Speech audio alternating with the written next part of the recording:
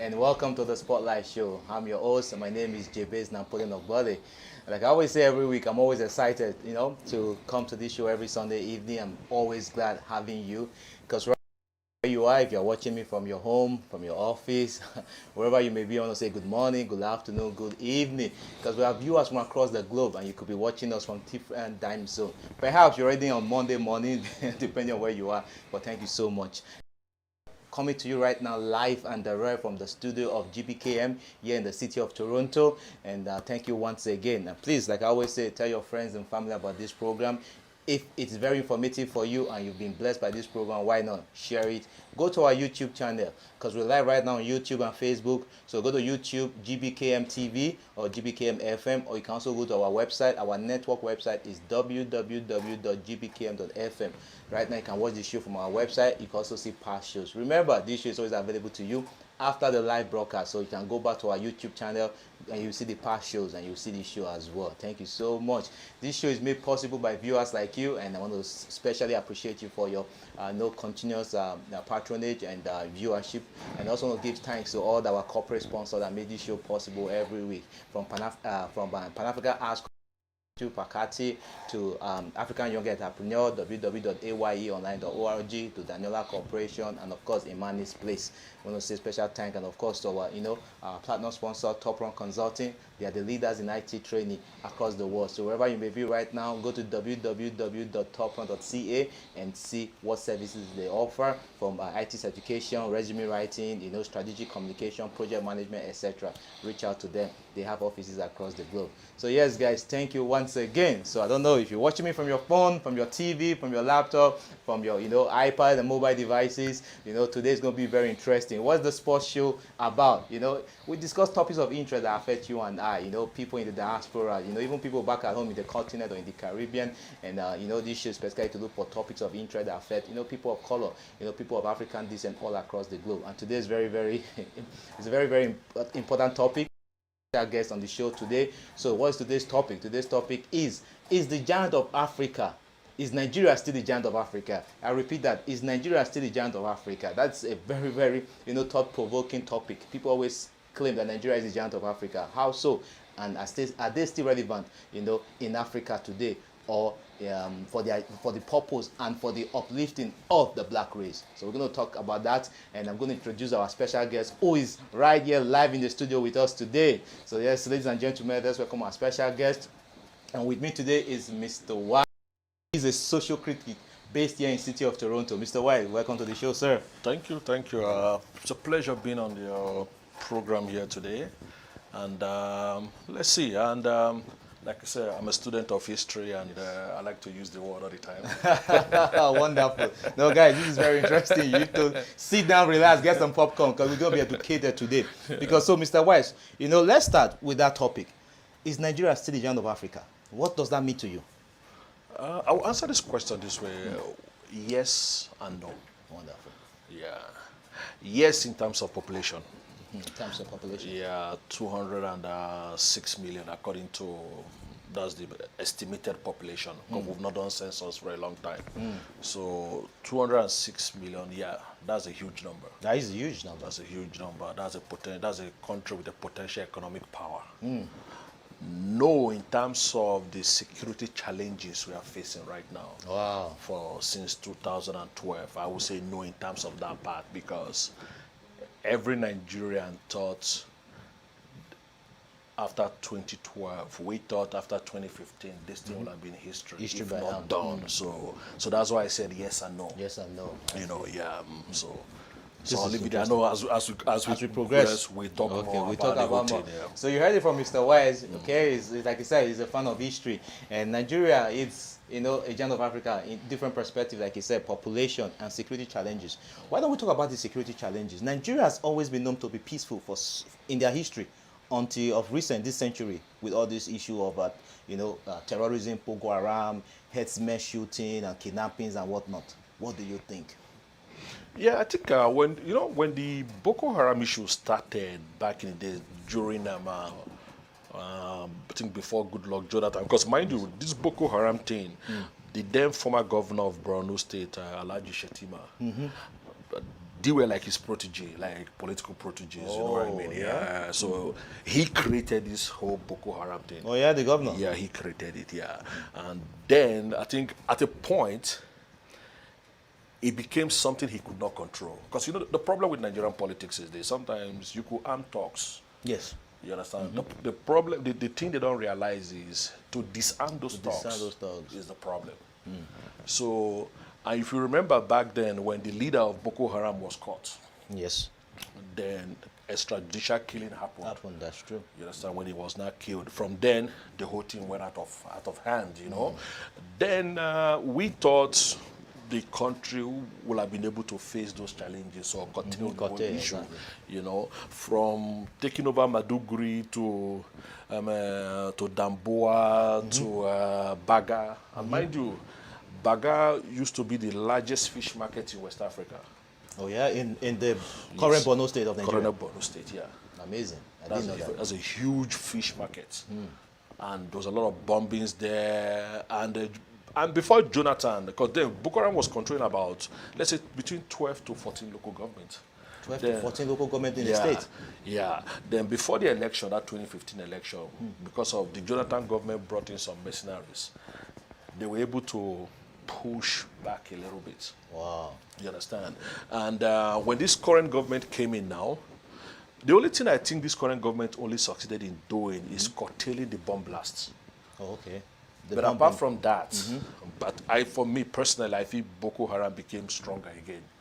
Because from Mungunu to Goza to Kodunga to Baga and that, all those areas. Because if you listen to the governor a couple of weeks ago, he said, Mr. President, 10 kilometers away from Maduguri, we are not safe. Just 10 kilometers? Yes. I talk about less than 4 minutes drive. Yes. So he said 10 kilometers away from Maduguri, we are not safe. So which means the whole of Borno State, the only place that is a little bit safe is Maduguri. Just the capital? Just the capital. So that's why I said the security challenges, this Boko Haram issue has become something of a different thing. Now, you have Boko Haram. Boko Haram, what a lot of Nigerians don't understand, Boko Haram, they had a splitter group, the ISWAP. Oh, okay. Yeah, that one is a more stronger group. Oh, those are more armed than... More armed. Those are the ones that has a backing from ISIS. Oh. Yeah, that's a different group entirely. Okay. You understand? That's a very strong group. That group is different from the Shekaro group. Wow. Yes. Now, if you now go down to the northwest, then you now start having this issue of banditry. Yes, so are they not the same? Well, the government will make us to believe they are not. For me personally, I feel they are the same thing because of I feel logistically they support one another. Okay. That's just what I think. You know what I mean? You know? Whether you call it Fulani herdsmen, you call it banditry, you call it Boko Haram. Terrorism is terrorism. It's terrorism, same agenda. Yeah. This is amazing, guys. I told you Mr. Wise is a student of history. So, Mr. Wise, people always say that Nigeria has so many problems. It's very easy for us to identify the problems. What do you think will be the solution in this case? Because we have two governments now. They've not been able to solve this problem. So what is the way forward, in your opinion? There is the bogeyman in the room. Everybody always avoid that in Nigeria. Let's go back to the Constitution. A situation whereby the security apparatus of a country is centrally run. Okay. It's not working for us anymore. Okay. So it's either we are ready to take the bold step by having local policing, state police. Okay. You understand? Because each area has a peculiar problem. That's true. You understand? Yes. With the way the Nigerian police is structured, I think it is too paramilitarized to be able to effectively police the country. Now, mind you, our policing strength is about between 310,000 to 350,000. That's very small to a Very population small, of over 200. 200 million people. Wow. Now, out of those ones, mind you, each governor is being guided by a division of police. Each governor by division? A division of police. A single division? Yeah, a full division. Oh, okay. Which are almost like 62 strong men of police. 62 strong men. Wow. So now, 36 state governor. Now, let's move one division each to all of them, right? Now, ministers, they have like one or two or three police. Senators, they have this and this. But so if you look at it, the VIP, like half of the police are guiding the VIP. Guiding the elite and the leaders. Oh, so there's not enough in circulation. There is not enough, because if you look at the insecurity issue we have, using the army to fight insurgency, for me, is counterproductive. That is the job of the police. That's the job of the DSS. The DSS, their job is to take intelligence, while the police are supposed to, like, get those things done. But with the way our police is so small, they cannot handle that stuff. Now, the army, who is not trained for that, has been stretched so thin. Because, mind you, after the Ekumog War, the rate of recruitment to the Nigerian army was slowed. Because Babangida said something back then. He said, in time of peace, no need to increase your army. The army strength, wow. So our army is not as too big. You understand? So the army is in northeast, the army is in northwest. So you've stretched them thin. You understand? Even when the government went ahead and creating 3 more divisions, they created 1 division in Maduguri, they created another division in Sokoto, still did not solve the problem. So those divisions were there new recruitment, or existing military were just spread?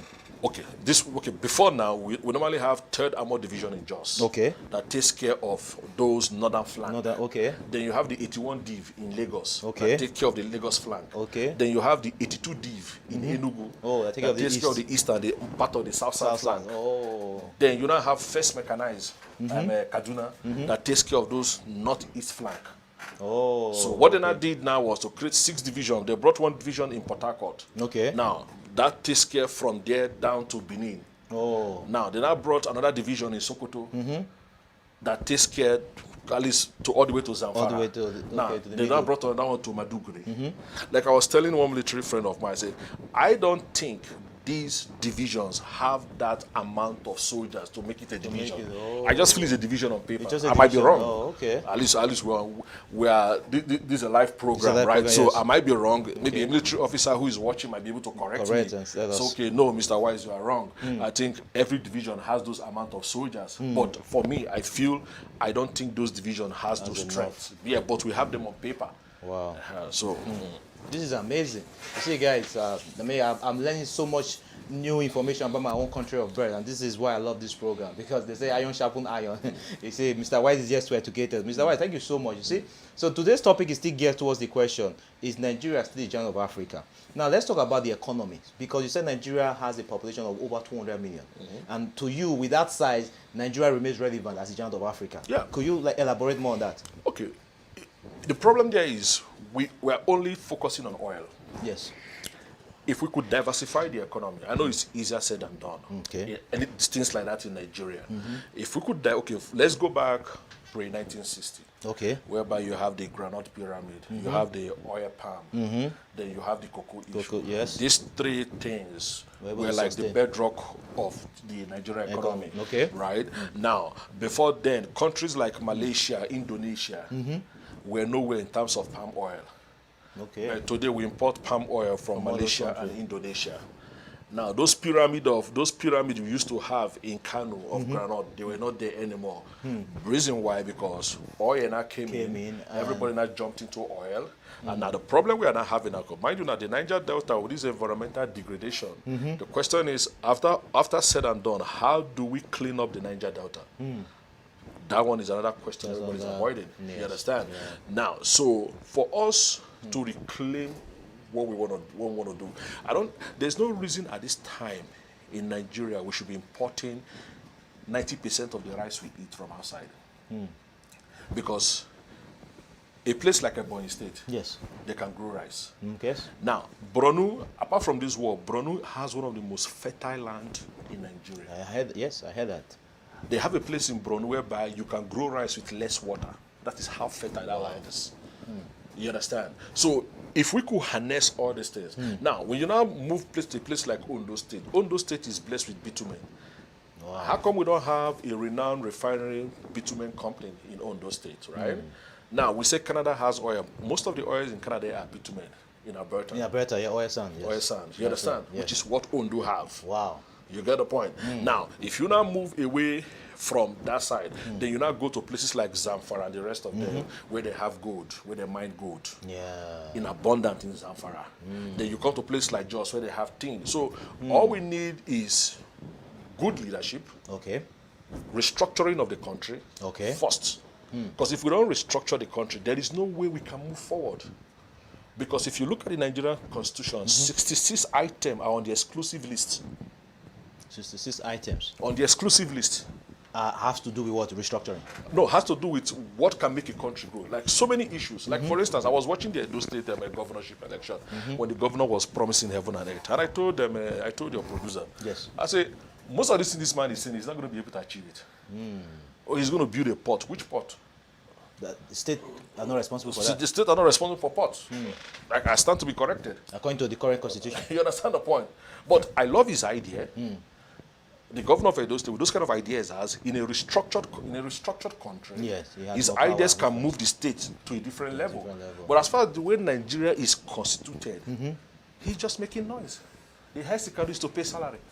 Wow. Maybe construct 1 or 2 or 3 roads. 2 projects. That's done. There's basically nothing they can do.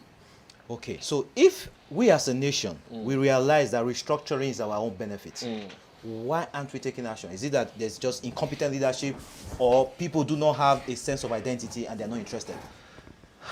Okay, just like during the NSAS, I was speaking to some young people. They're like, Mr. Wise, you guys are like our senior brother. You guys are ahead of us. How come you guys didn't do? I said, okay. I laugh. I said, you see, the struggle for Nigeria has been there since 1950-something. How old was Anthony Nahoro when he moved the motion for independence in the 50s? He was just 26 years old. Yes. When he moved the motion. Yes. How old was Dr. Nnamdi Azikiwe? These are men who were young, right? True. They were able to fight for independence. The problem we have in Nigeria is after independence, the question was what next? Oh, okay. Yes, sir. How old was Gowon when he became our president? He was 26. Yes, he was in his 20s. This current president, Muhammadu Buhari, was former governor of the old Borno state, which comprises of Borno, Yobe, some part of Gombe, and some part of Adamawa state. Oh, yeah? Yes. He was the governor. Mind you, he was former petroleum minister before he became head of state. So if you look very well now, they all came into power as youths. You understand? So every generation has fought one fight. Yeah. The generation that came in the 60s fought a fight. Maybe there was civil war. You don't like. They had a terrible deed. Then the one in the 70s came under military rule. You understand? Yeah. And this generation is lucky in the sense that you now have your news at your fingertip. At your fingertip, yeah. I remember back in the days when we were in the university, if you riot at ABU Zaria, it takes maybe 3-4 days for somebody in Kaduna, somebody in state federal police Kaduna will hear that there was a riot in ABU Zaria. But today now, if before you start your riot in Uniben, somebody in Warri knows already that something is going on. Yes. So I think for us to restructure Nigeria, I feel this is the time. Okay. This is the time for restructuring. It's just that the powers that be are scared of restructuring. That's how I see it. The powers that be are scared of restructuring. We're going to come to that shortly. We're going to come to that. So ladies and gentlemen, this has been very, very impactful for me, and I hope it's been impactful for you. So sit back. We're going to go on a short break. And just, you heard what Mr. White said. The powers that be are afraid of restructuring to take Nigeria to the next progressive level. Or let's put it this way, Professor Lumumba, P.L. Lumumba said something, that the day Nigeria wakes up, Africa will never be the same again.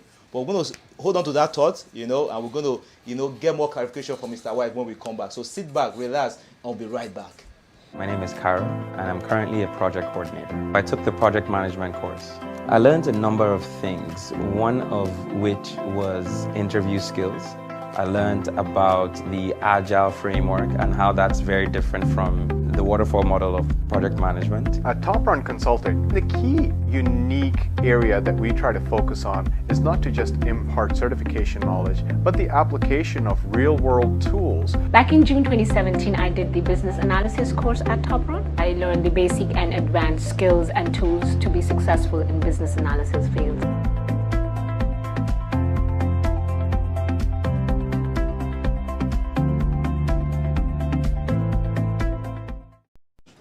Welcome back, ladies and gentlemen, and you're still on the Spotlight Show. I'm your host, Jabez Napoleon Ogbole. We have been talking about Nigeria, the so-called chant of Africa, and the topic for discussion today is Nigeria still the giant of Africa? And that's why we have our special guest in the show today, and we are back right now. Just before we went on the show, Mr. Wise told us that the way forward for Nigeria is restructuring. The states needs more power. For example, they need to be able to control the police force so that they can be able to tackle, local issues and insurgency. And there's no need for the army to be involved at this point in time. But before we went on break, Mr. Wise said something that the powers that be in that country, Nigeria, my country of birth, are afraid of restructuring. Mr. Wise, can you shed more light on that? Why would they be afraid to create a progressive country? Yeah, because they love the status quo. They're enjoying what is coming from the center. Because if you look at it very well, why is it that in 2020, if the governor want to pay teacher salary, he has to go to Abuja? For funds. You understand? If you take note now, it's like everybody has to go. Then we have this phrase, national cake. Like, what is national cake? Everybody wants a piece of the national cake. Exactly. So why? And if you take, when I say powers that be, I'm not only, it's the powers that be is not only people from the north. It cut across the whole geographical zone. Oh yes, because there are powerful or leaders in every region who enjoys the way Nigeria is being run today. Right now. Because, okay, look at the word restructuring. What is restructuring, by the way? Yeah, restructuring is just a situation whereby let's start moving some power from the middle. Let's start taking it out to the state. Then from the state, bring it down to the local level. Look like Canada here we are. If you take note, we are closer to the local government than the province. Oh yes. Same in Nigeria. Yes. So 30% of our daily needs is being done by the city of Toronto. Yes. You understand? Yes. The municipality. You're right. That's the municipality. Yes. Then, if they take away 30%, if you look now, another 40% is being done by the province. By the state or the province. Yes. Now, what does the federal has to do? It's just something few. Bring the money. Put the money down there. Combined with it's something like healthcare in Canada. The federal brings the money, but the province delivers healthcare. Oh, they manage it, they deliver it. Whereas back in Nigeria, it's a bit different. The reverse is the case. Everybody has to go to the middle. You understand? Yeah. So which creates room for this massive corruption. Like, for example, I don't know if you follow the news, the Minister for Communication gave a 2 weeks notice. It's okay, hey, everybody, you have to link your SIM card to your NIN number. Now, they say they have 173 places put to go line up. Now, let's talk like people who lives in 2020. That I cannot go in and register. I have to go line up somewhere. In a physical location. To go line up. Mind, this is the same country that we have BVN. We have voters registration. Why don't lump everything together? Just give one number to one person. Why do the government numbers? Yeah, so why do the government like to create hardship for its people? Because some people just, the powers that be just enjoy that flow. Now, for you to get that number, now you have to pay 5,000 naira or pay 10,000 naira. Now, you see, we create room for corruption in Nigeria. Wow. By our policies. And it seems that the Constitution doesn't really benefit us in terms of the age and time we are in right now. Yeah. You made much mention of how the system, the federal system, this centralized government, this monstrosity whereby the federal government is so powerful, and it seems that the president has so much absolute power. Now this creates room for corruption. Yeah. Okay. So what do you think? Because corruption, a lot of people, especially in the Western media, say is endemic in that country. So what do you think would be, apart from restructuring, what do you think in terms of any corruption? Should there be a recycling of these leaders or politicians? Because it seems the same people have been there from independence. You see, that's why, say, like one time I was discussing with K. Baz, I said, if you don't get the fundamentals right, whatever we are saying will not work. Will never work, okay. Yes, sir. No matter who you want to change. Before now, we all thought Buhari was a saint. Yes. But believe you me, sorry to say, I think he ended up becoming one of the worst things that ever happened to Nigeria. Wow. In terms of security and otherwise. Because the country is so unsafe right now. Wow. But it's being run by a former army general. So one would have thought, being an army general, you made the country, so security will be your priority. That's what we thought. And I could remember one interview he did. He said, in Nigeria where people are scared to go to farm, he said, why am I running? I'm running because I want people to be free to go to farm. I want our children to be free to go to school. But his own district head from Daura was kidnapped. His own in-law was kidnapped one time. The president-in-law was kidnapped. And that's a shame. Exactly. Wow, wow, wow. So Mr. White just said it. No matter the leader you bring, the foundation is The key. Faulty. So Nigeria has a faulty foundation. That's why if you say, let's go back to the 2014 Constitutional Conference. At least let's start from somewhere. Let's start from somewhere. I don't know why the country we are scared of discussing. Let's talk. If it means if it's going to lead to breakage, so be it. But we have to talk. We have to talk. You can't just force us to stay in one place whereby nothing is going. Nothing is going. Okay. We should be ready to talk, because if you take note, Nigeria was created, then you not added us in. Why can't we first of all create ourselves? Sit down first. Let's decide if I want to stay. Let me decide if I'm living in Warri, if I want from Warri to align with Benin. Why can't we have that discussion? Why lumping us together? Because it's not working. It's not working. Nigeria is going to be like this in the next 50 years if we don't have that discourse. Nothing will change. Now that you made mention of that, okay? Now, some people are not advocating for restructuring. They're actually advocating for separation. Now, let's talk about the Biafra. What do you think? Is that movement, is it sustainable? Is that a solution for the country?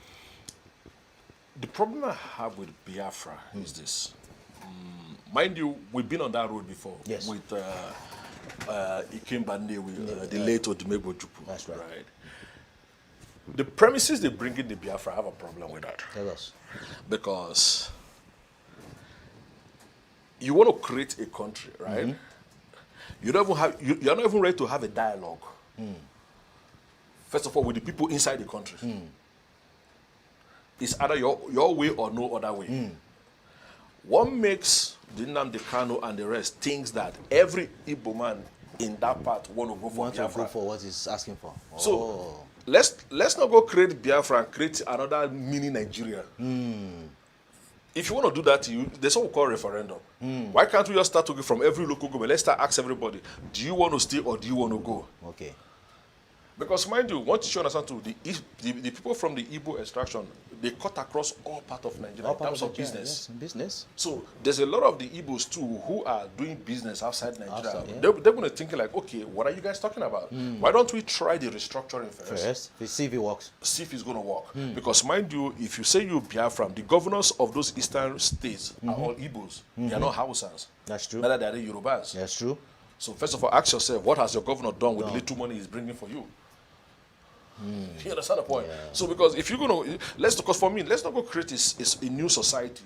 Then somebody becomes an emperor. I see what you mean. We are redoing the same thing. The same thing. So that's why for the Biafran issue, they've not been able to convince you. It's just my own personal opinion. I know as I'm saying it now, because a lot of those IPOP people, I know they are very nasty. By now they will be insulting the hell out of me now, looking for my page on Facebook. Well, that is not the way forward. That's who they are. One thing I noticed about we Nigerians, home and abroad, yeah. we criticize a lot. Yeah. And why do you think so? Because it seems there's no sense of identity. Because in this part of the world, everybody's proud to be a Canadian. You don't say, oh, I'm Ontarian, I'm a Quebecois, I'm from Manitoba, or I'm French, or I'm English speaking. But back in Nigeria, when you ask even as a Nigerian, you feel form for bank, for everything, they're asking you, what is your tribe, what's your local government? So it creates this sense that there's no Nigeria. Yeah, the system was designed for us to feel that way. If you remember, before the Civil War, those things were not much.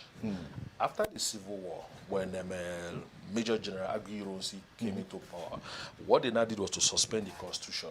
Okay. Then move all the power to the middle. Okay. You understand? Move it to the middle. To the middle, yes. Then, somewhere along the line, he got assassinated. Gowon came into power. They started breaking us into states. Started with 19 states. So that was where we now start having these self-identification. The leaders did that thing. Oh, I see.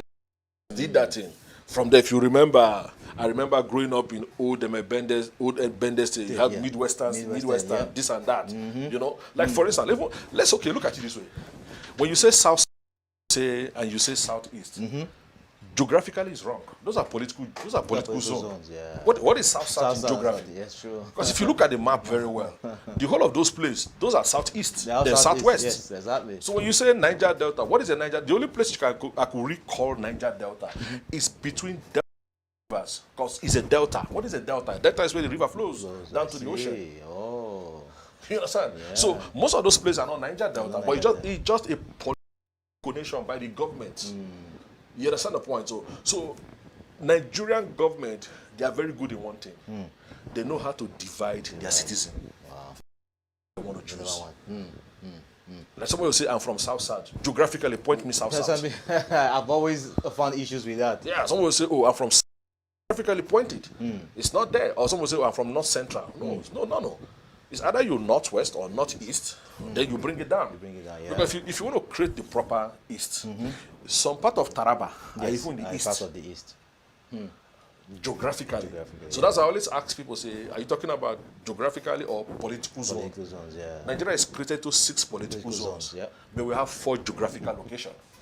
Yeah, 4, meaning the Northwest, northeast, southwest, and southeast.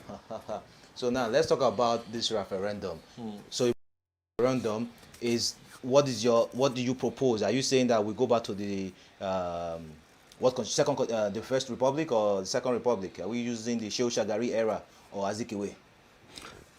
Before Civil War, let's go back to what we were before the Civil War. Before the Civil War. Where the regions were stronger. Oh, so then we're going to have before the Civil War, we have the North, the East, and the Midwest and the West. Yes. Then the South was now broken into Lagos and Midwest. Yeah. Okay. So what I'm saying is, if before the Civil War, each regions were growing. We're growing, yes. And they were paying stuff to the middle. Oh, okay. So when you say middle, when I use middle, I'm talking about the federal government. Central government. So I like to call them the middle. The middle, okay. You understand? Yeah. Middle, not in terms of the location. Okay. Middle in terms of politics. Everybody converge. Everybody converge to the middle there. It starts from bottom up. To the middle. You understand? So when the military boys came into power, they bastardized our constitution and bastardized our system to favor them. So that, because military is all about command and control. Yes. So for them to have that command and control is to break down the structures we have, so that everybody reports straight to the top. Oh, I see. Now, which is like a military style. The politicians now love that style. And that's why today, if you any person that has any political position, there's a police standing behind the person. Since you've been in Canada, when last have you seen somebody standing behind anybody? Yeah. But see, our politicians, they love that. Power. Power is intoxicating. Yeah, so that power, even an INEC chairman is like a god. A PDP or APC chairman is like a god. Yeah, I see what you mean. So we love that. So the military, what we copied from the military is this command and control and oppression. A very oppressive system. I see what you mean. Someone, when there is corruption, we complain because we do not benefit. But as soon as you benefit from corruption, you say, I'm connected. Yeah. So I see this is what you'd call, the powers that be do not want the change because the status quo favors them. It favors them, Oh my goodness, what a shape. So guys, I don't know if this has been eye-opening and thought-provoking for you, but I told you Mr. Wise is somebody that much love for history, and that's why I want to bring him on the show, so he can share some of this wisdom with us. Like I always say, it's a 30-minute show. Time is not always on our side, but we're very happy, and as we come to the end of this show, I want to say a quick thank you, for staying with us so far. And so Mr. Wise, what are just tell our viewers. Well, the thing here is what do they hope for? Everybody, a lot of them are lost hope about the country, especially those of us in diaspora. How do we regain the trust? I think we should. The green light I see there, the NSAS really gave me hope in Nigeria, because believe you me, you could see people, the youth. When I mean the youth, I'm talking about from the millennial to the Gen Z. Okay. You could see the Yorubas, the Igbos, everybody was in one accord. One message. You understand? It doesn't matter where you come from. Yeah. So everybody was singing with one accord before the government sent their talks to demobilize, to scatter the whole thing. So, men looking at that thing, I know Nigeria can be great. I still have hope.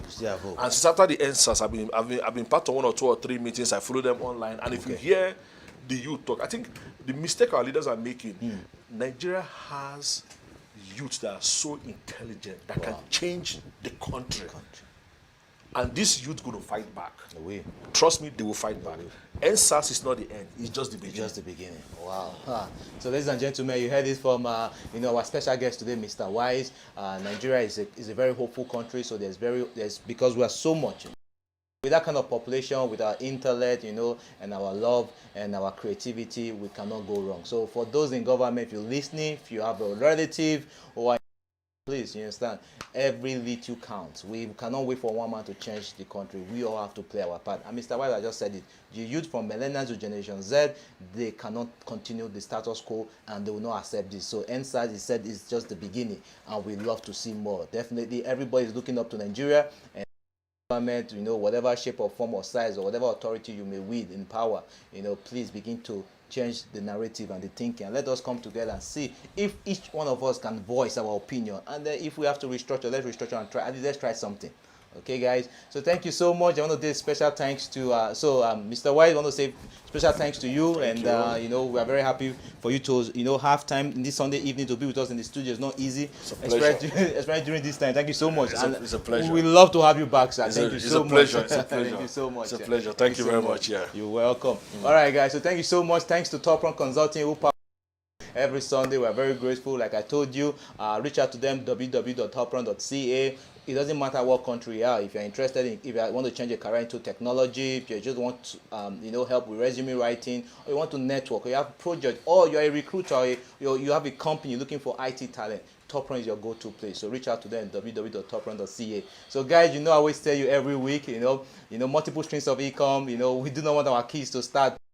Most of us start, let there be generational wealth. Think of that idea, that business, take it to market. Okay, monetize those skills, guys. Remember, guys, there's nothing wrong with 9 to 5, but entrepreneurship is definitely the ways to go, guys. And I always say, and I'll keep saying it, be that role model you are. Wherever you find peace is your home, okay? Participate, community engagement, participate in politics, in different things, guys, okay? Be a role model in your home, your community, in your country. And remember, yours in the spotlight. The change you seek begins with you. Good night. My name is Carol, and I'm currently a project coordinator. I took the project management course. I learned a number of things, one of which was interview skills. I learned about the Agile framework and how that's very different from the waterfall model of project management. At Top Run Consulting, the key unique area that we